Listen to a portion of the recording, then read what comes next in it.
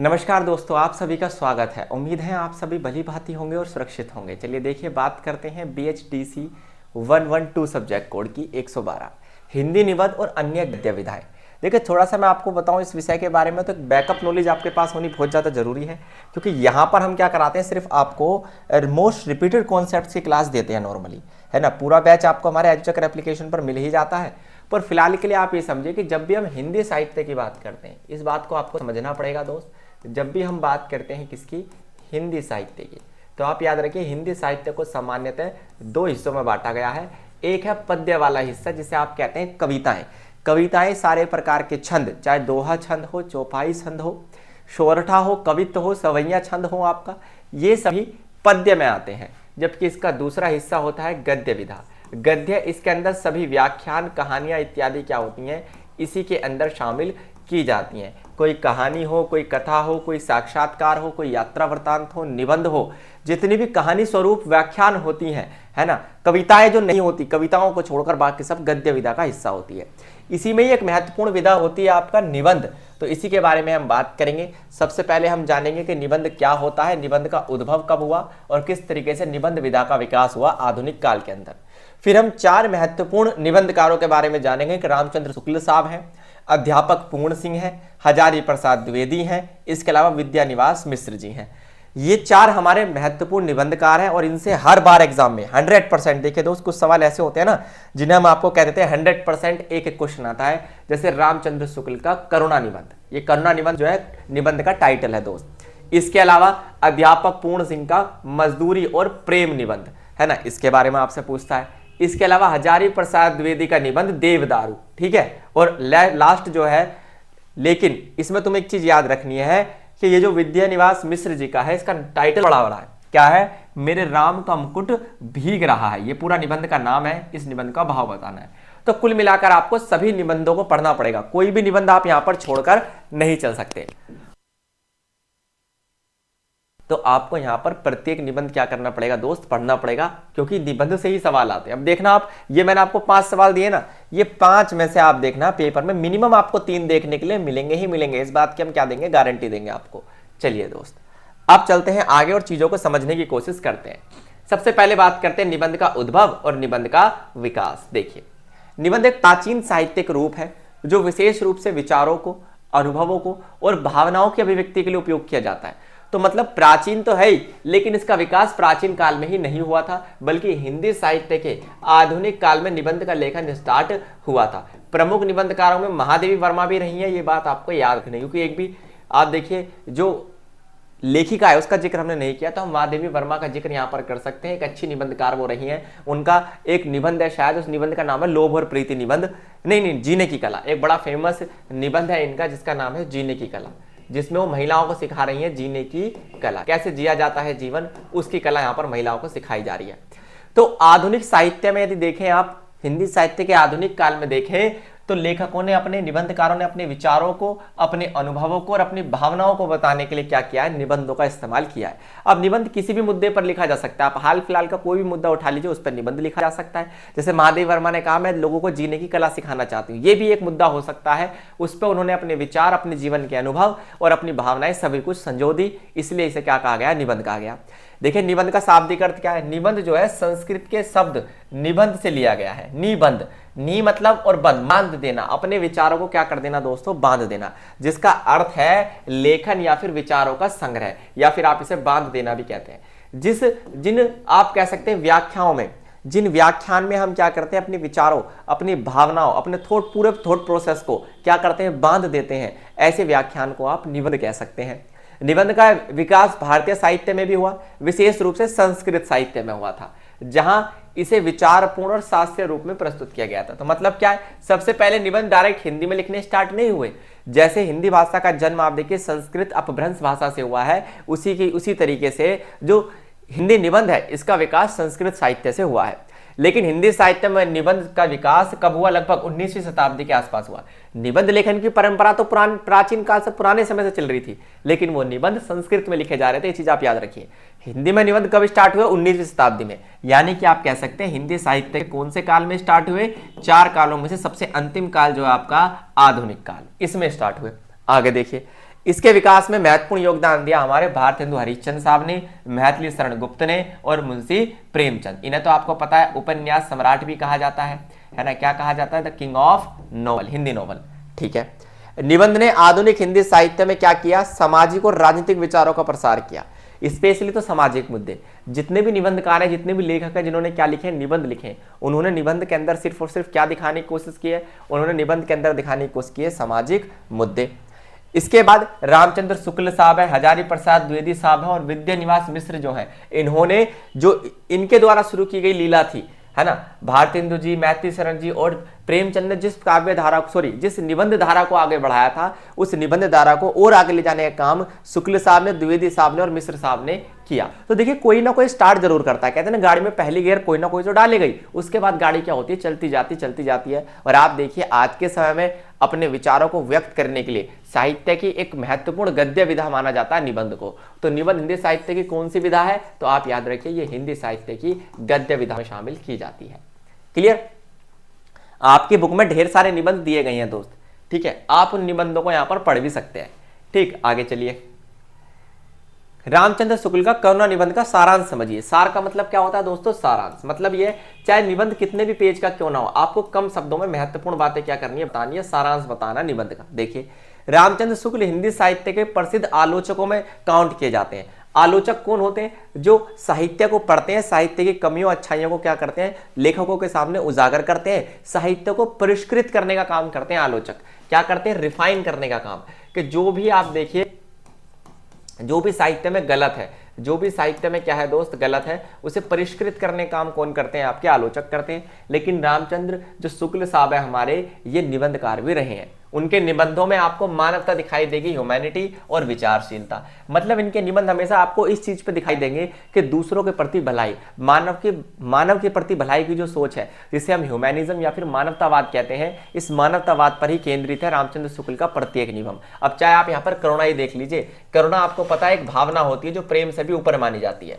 क्या अंतर होता है प्रेम और करुणा में, तो आप कहेंगे सर प्रेम का मतलब होता है किसी व्यक्ति के प्रति मोह, है ना, वो जानकार होना जरूरी है, उससे हमारी बातचीत होनी जरूरी है, वो हमारे से परिचित होना जरूरी है। जैसे फॉर एग्जांपल के लिए हमें अपने माता पिता से प्रेम है, क्यों, क्योंकि वो हमारे माता पिता, हम उन्हें भली भांति जानते हैं, वो हमारे साथ रहते हैं, टाइम स्पेंड करते हैं, तो बहुत सारी चीजें हैं जो प्रेम का कारण बनती है। तो प्रेम हमेशा किसी ना किसी कारणवश होता है दोस्त, प्रेम किसी ना किसी क्या होता है, कारणवश होता है, परिचित लोगों से होता है। लेकिन करुणा प्रेम से थोड़ी अलग चीज है, इससे थोड़ी ऊपर चीज है। यहाँ पर क्या होता है, अपरिचितों से भी प्यार हो, संसार के प्रत्येक प्राणी से, चाहे वो आप कहेंगे इंसान हो, चाहे जानवर हो, चाहे पेड़ पौधे जीव जंतु हो, सभी के प्रति संपूर्ण भाव, संपूर्ण प्रेम भाव करुणा होता है दोस्त। और इस करुणा में क्या होता है, हर व्यक्ति से हमें क्या होता है, प्यार होता है।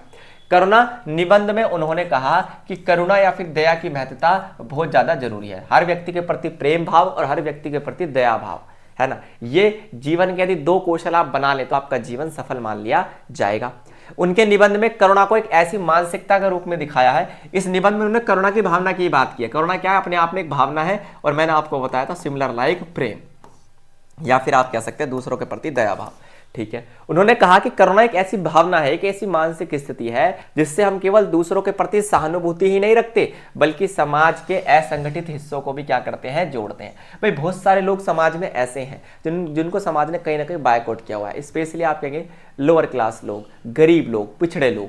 यदि उनके प्रति सहानुभूति हो, सहानुभूति क्या मतलब होता है, उनके दुख दर्द को समझने के लिए अपने आप को उनकी जगह रख के देखना, जिसे आप कई बार अनुभूति भी कहते हैं। क्या कहते हैं दोस्तों, अनुभूति भी आप इसे कह देते हैं। क्लियर, तो अनुभूति हो या फिर समानुभूति हो या सहानुभूति हो, इन विचारधाराओं का मतलब सिर्फ इतना सा होता है कि दूसरे के दुख दर्द पीड़ा को हमें क्या करना है, समझना है। इससे फायदा क्या मिलेगा, सिर्फ दूसरों के प्रति हमारे अंदर दया भाव उत्पन्न नहीं होगा, बल्कि जो लोग समाज के हाशिए पर खड़े हैं उन्हें भी समाज में लाया जा सकता है। क्लियर, इसके अलावा शुक्ल जी का कहना था कि करुणा का भाव मानवता की सबसे बड़ी अवस्था है। जब हम मानवता की भलाई की बात करते हैं, है ना, जब हम मानव की भलाई की बात करते हैं तो ये विचारधारा सबसे अहम हो जाती है। कौन सी विचारधारा सबसे अहम हो जाती है, तो आप कहेंगे सर ये विचारधारा सबसे ज्यादा अहम हो जाती है कि हमें हर व्यक्ति के प्रति प्रेम भाव, हर व्यक्ति के प्रति दया भाव रखना पड़ेगा।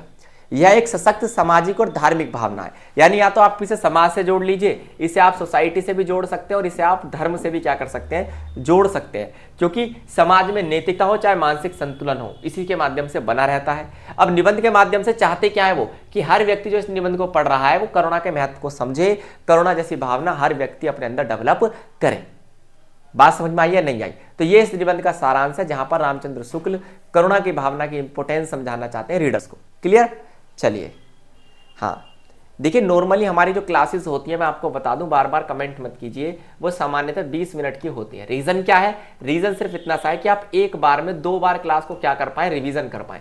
एक बार नोट्स बना लें, एक बार ध्यान से सुन ले, तो आपकी एक क्लास ही 40 मिनट की बैठेगी। और साइकोलॉजी कहती है कि एक व्यक्ति 40 मिनट से ज्यादा नहीं पढ़ सकता है, ध्यान केंद्रित नहीं कर सकता। पढ़ तो सकता है पर ध्यान केंद्रित नहीं कर सकता है। इसलिए हम एक एवरेज टाइम ड्यूरेशन आपको देते हैं, ताकि आप फास्ट स्पीड मोड में क्या कर सके, एक सारांश सा हर कॉन्सेप्ट का ले सके। क्लियर? आगे चलिए, नेक्स्ट है अध्यापक पूर्ण सिंह के मजदूरी और प्रेम का प्रतिपाद्य। ये जो निबंध है उनका मजदूरी और प्रेम, इसका प्रतिपाद्य बताना है। प्रतिपाद्य क्या होता है दोस्तों? सिमिलर लाइक उद्देश्य, कि ये इस अजीब से टॉपिक का निबंध उन्होंने क्यों लिखा है ना, कुछ अजीब सा ही कॉम्बिनेशन यहाँ पर बनाया है। एक तरफ मजदूरी, मजदूरी तो आप समझते हो दोस्तों, दूसरों के लिए श्रम करना, और दूसरी तरफ क्या है, प्रेम, है ना, दूसरों से मोहब्बत करना। अब देखिए चलिए, अध्यापक पूर्ण सिंह का निबंध जो है मजदूरी और प्रेम, ये मानव के संघर्ष को दिखाता है और उसके प्रेम के बीच जटिल संबंधों को दिखाता है। एक तरफ है क्या, संघर्ष, और दूसरी तरफ है प्रेम। मजदूरी क्या है, संघर्ष है, और प्रेम तो प्रेम है ही। चलिए, उन्होंने मजदूरी को समाज के गरीब और शोषित वर्ग की आवाज के रूप में दिखाया, जबकि प्रेम को मानवता का सबसे ऊपर मूल्य दिखाया। उन्होंने कहा जो मजदूर है, जो मजदूरी शब्द है किसको दिखाता है, समाज के गरीब लोगों को, शोषित लोगों को। भाई मजदूरी करता कौन है? मजदूरी समझते हो, दूसरों के लिए काम करना, चंद पैसों के लिए, इसे हम क्या कहते हैं, लेबर वर्क, यानी कि मजदूरी कहते हैं, श्रम भी कहते हैं। तो श्रम का मतलब क्या है यहाँ पर? श्रम से वो टारगेट करना चाहते हैं उन लोगों को जो गरीब हैं, जिनका आप कह सकते हैं विकास हुआ ही नहीं, जिन्हें कभी अपॉर्चुनिटीज मिली ही नहीं अमीर होने के लिए। क्लियर? जो समाज के शोषित वर्ग हैं, शोषित का मतलब है जिस वर्ग का अमीर वर्ग द्वारा क्या किया जा रहा है, शोषण किया जा रहा है, एक्सप्लॉयटेशन किया जा रहा है। जबकि प्रेम को मानवता का सबसे ऊपर मूल्य बताया, और उन्होंने कहा कि ठीक इसके अपोजिट, यदि मजदूरी एक जीवन का संघर्ष है, तो प्रेम जो है दोस्त, जो जीवन में प्रेम है, ये क्या है, सबसे महत्वपूर्ण मूल्य है। इसके संघर्ष के अपोजिट क्या खड़ा होता है, प्रेम। एग्जाम्पल ले लो इसका, आप देखो कैसे। जब आप लाइफ में पढ़ रहे होते हैं, नौकरी हासिल करने के लिए, करियर बनाने के लिए पढ़ रहे होते हैं, तो आपका जीवन संघर्ष से भर जाता है। स्पेशली उन बच्चों का जो सरकारी नौकरियां चाहते हैं आज के समय में, और आप देखिए बड़े ओहदे तक पहुंचना चाहते हैं, स्पेशली यूपीएससी वाले लोग, तो उनके जीवन में इतना संघर्ष भर जाता है कि उन्हें किसी न किसी के प्रेम की आवश्यकता होती है। यही रीजन है कि जितना बड़ा आपका सपना होगा, उतना ही ज्यादा आपको प्रेम की आवश्यकता पड़ती है, क्योंकि संघर्ष का सामना करने में प्रेम ही हमारा सबसे बड़ा हथियार माना जाता है। आगे देखिए, इस निबंध में प्रेम और मजदूरी के रिश्ते को दिखाया गया है। बताया गया है कि बिना किसी परिश्रम के प्रेम में वास्तविकता या फिर सच्चाई नहीं होती। जो प्यार बहुत आसानी से मिल जाता है, क्या हम उसकी वैल्यू समझते हैं? आप कहेंगे नहीं सर। यही रीजन है कि पूरी दुनिया लव मैरिज करना चाहती है, क्योंकि लव मैरिज में आपको एफर्ट लगाने पड़ते हैं, सामने वाले को खुश करने के लिए क्या करने पड़ते हैं, एफर्ट लगाने पड़ते हैं। मानते हो नहीं मानते हो?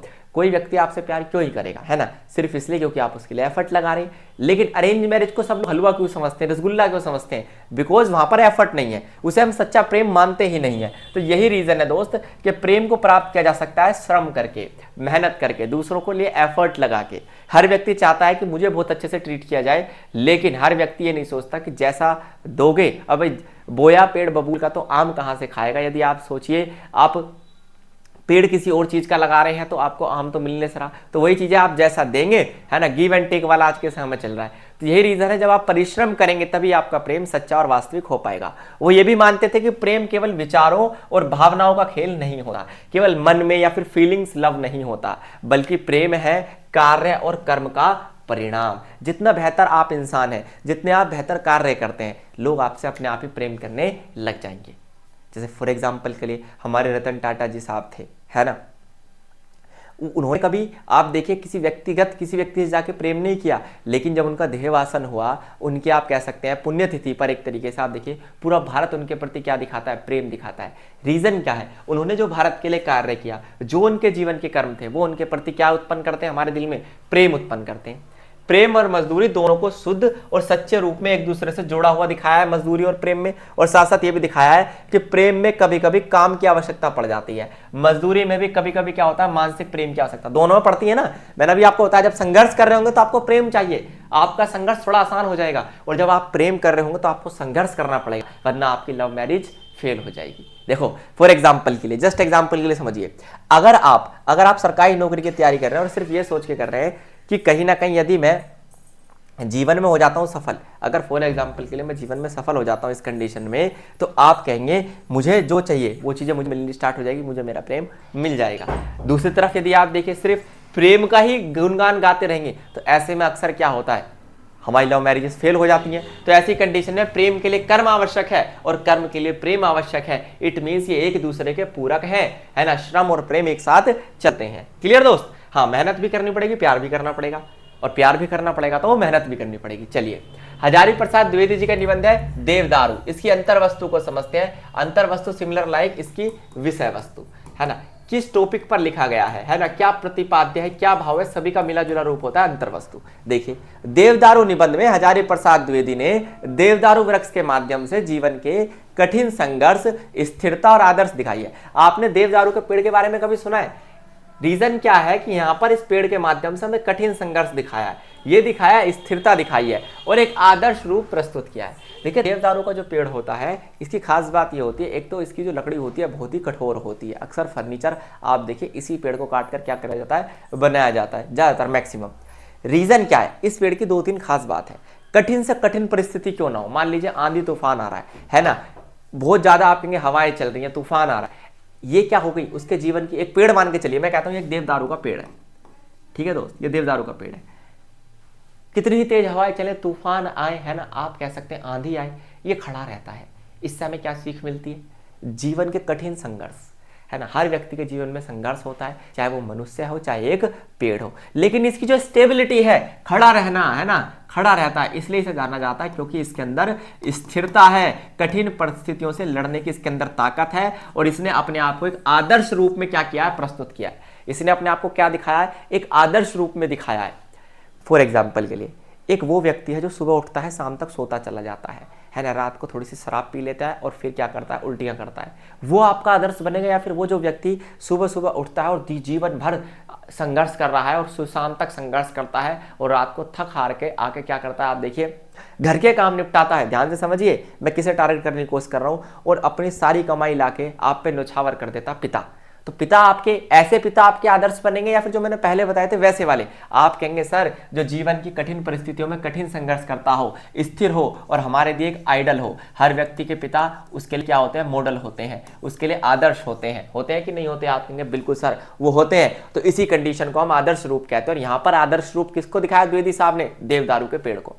एक शक्तिशाली और स्थिर वृक्ष है वो, जो अपने कठिन और शुष्क पर्यावरण में भी खड़ा रहता है, चाहे कितनी भी कठिन परिस्थिति हो, चाहे पानी मिले चाहे ना मिले। 6-6 महीने तक इन पेड़ों पर कभी बारिश नहीं होती, फिर भी ये क्या रहते हैं, खड़े रहते हैं, गिरते नहीं। हजारी प्रसाद द्विवेदी ने देवदारू को जीवन की कठिन परिस्थितियों में स्थायित्व और संघर्ष का प्रतीक दिखाया है। उन्होंने दिखाया कि देवदारू का जो पेड़ है ये बड़ा ही संघर्ष करता है। निबंध में ये भी बताया गया है कि जैसे देवदारू अपनी जड़ों से मजबूती से जुड़ा रहता है, अपना अस्तित्व बनाए रखता है, वैसे ही मनुष्य को भी अपने जीवन की हर चुनौतियों में, है ना दोस्तों, क्या करना है, आंतरिक शक्ति और मूल्यों के प्रति निष्ठावान रहना चाहिए। मतलब जैसे आप देखिए किसी भी परिस्थिति में वो व्यक्ति को क्या नहीं होना चाहिए, हार नहीं माननी चाहिए। जैसे यहाँ पर पेड़ नहीं मान रहा, वैसे आपको भी जीवन की हर परिस्थिति में डटे रहना है, खड़े रहना है। तो यहाँ पर प्रकृति के एक हिस्सा जिसका नाम क्या है, वृक्ष, देवदारू का वृक्ष, इसे बिंब के रूप में इस्तेमाल किया गया है, इसे सिंबल के रूप में इस्तेमाल किया गया है ना, एग्जाम्पल लिया गया है इसका, आप कह सकते हैं इलस्ट्रेशन लिया गया है, उदाहरण लिया गया है।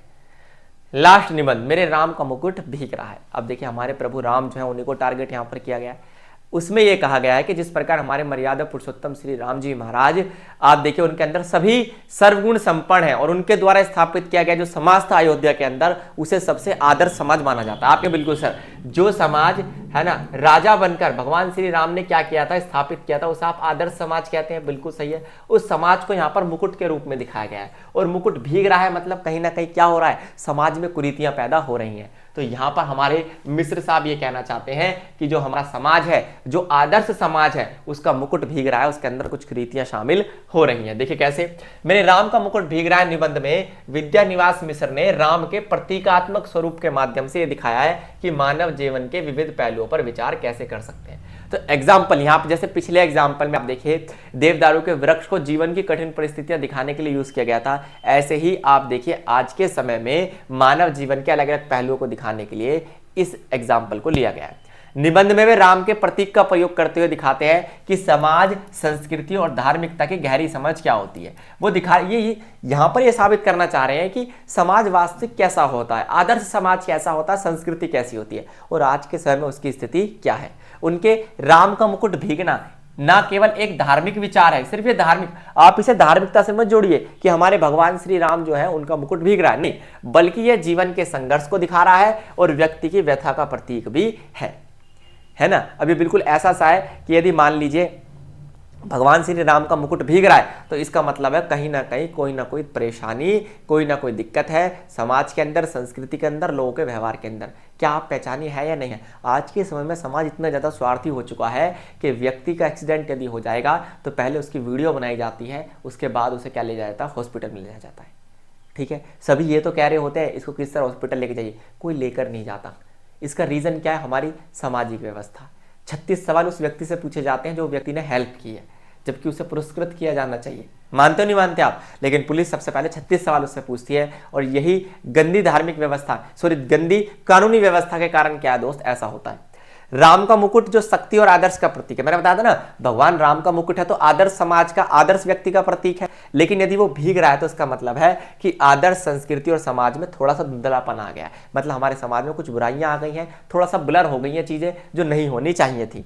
यह निबंध व्यक्ति को अपने आदर्शों के प्रति, अपने मूल्यों के प्रति और मानवीय संघर्ष के प्रति जागरूक करता है ना। आपको पता हमारे पुरुषोत्तम राम जी महाराज जो हैं ये व्यक्तित्व का चरम स्तर माने जाते हैं, मर्यादा पुरुषोत्तम कहा जाता है। नहीं, पुरुषों में उत्तम रहे हैं ये, तो ये हमारे लिए एक आदर्श पुरुष है। और जब इनका मुकुट भीग रहा है तो इसका मतलब सिर्फ इतना सही है कि यहाँ पर इस समय लोगों के जो मानव मूल्य हैं, उनके जो आदर्श हैं वो मिटते चले जा रहे हैं। लोग आधुनिकता के नाम पर स्वार्थी होते जा रहे हैं, लालची होते जा रहे हैं और आप देखिए सुख भोगी होते जा रहे हैं। संघर्ष भोगना कोई चाहता ही नहीं है। समाज के वर्तमान और भविष्य को बेहतर बनाने के लिए वो प्रेरणा देना चाहते हैं हमारे विद्यानिवास मिश्र साहब। तो आपने देखा हर जगह समाज की प्रॉब्लम, हर जगह व्यक्ति को मोटिवेट करने की प्रॉब्लम, हर निबंध में आपको यही सब देखने के लिए मिलता है। कुछ नया नहीं था, सब कुछ बिल्कुल आसानी से मैंने आपको समझाया। नेक्स्ट क्लास में मैं आपको कराऊंगा हिंदी नाटक और एकांकी। आज के लिए केवल इतना ही। थैंक यू, धन्यवाद, नमस्कार।